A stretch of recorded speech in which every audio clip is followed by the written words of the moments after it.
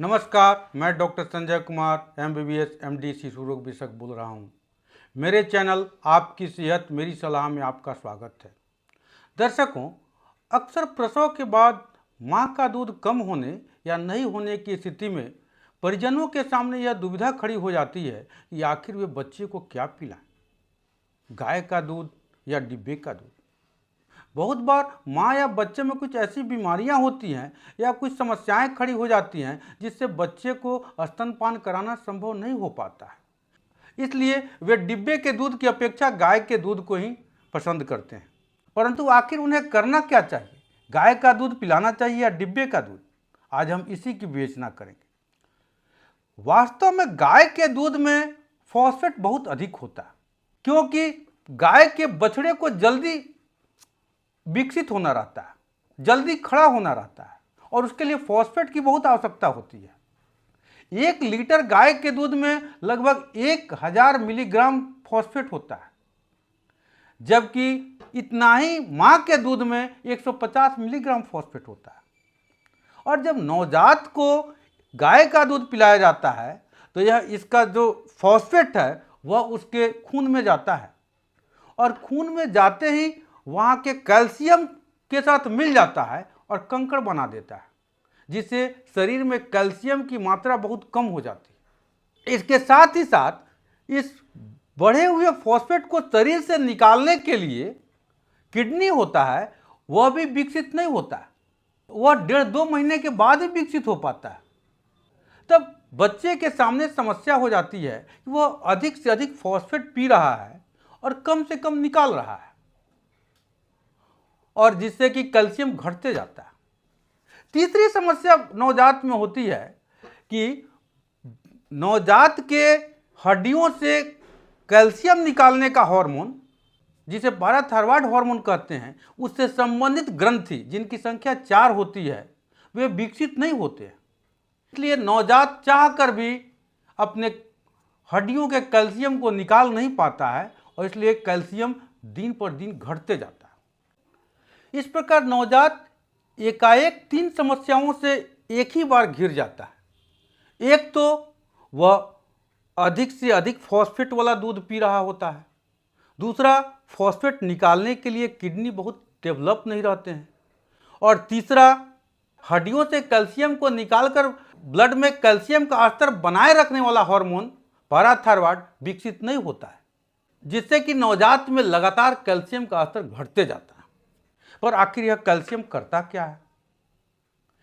Calcium वास्तव में brain के तंत्रिकाओं या नस के संतुलन के लिए आवश्यक है, और जब कैल्शियम कम हो जाता है तो तंत्रिकाएं असंतुलित हो जाती हैं,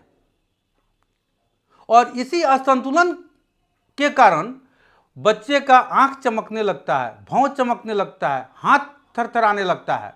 जिसे मिर्गी चमकी या कन्वल्सन की बीमारी कहते हैं। इसके अलावा हृदय के धड़कन को भी बनाए रखने के लिए कैल्शियम की आवश्यकता होती है,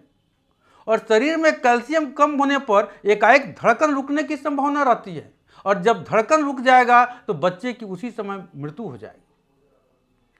इसलिए नवजात को गाय का दूध पिलाना बेहद खतरनाक है। यद्यपि 1 सप्ताह होते होते पैराथायरॉयड हार्मोन से संबंधित ग्रंथियां विकसित हो जाती हैं और बच्चे में हड्डियों से कैल्शियम निकालकर शरीर में कैल्शियम की मात्रा बनाए रखने की क्षमता बढ़ जाती है, और इस कारण 1 सप्ताह के बाद मिर्गी या चमकी की समस्या बहुत कम हो जाती है। परंतु बढ़े हुए फॉस्फेट को शरीर से निकालने के लिए किडनी को विकसित होने में 1.5-2 माह लग जाते हैं। इसलिए 1 सप्ताह के बाद नवजात में मिर्गी की समस्या कम हो जाती है, कन्वल्सन की समस्या कम हो जाती है, परंतु वह 1.5-2 महीने तक थोड़ा बहुत बनी रहती है। इसलिए 2 महीने तक के बच्चों में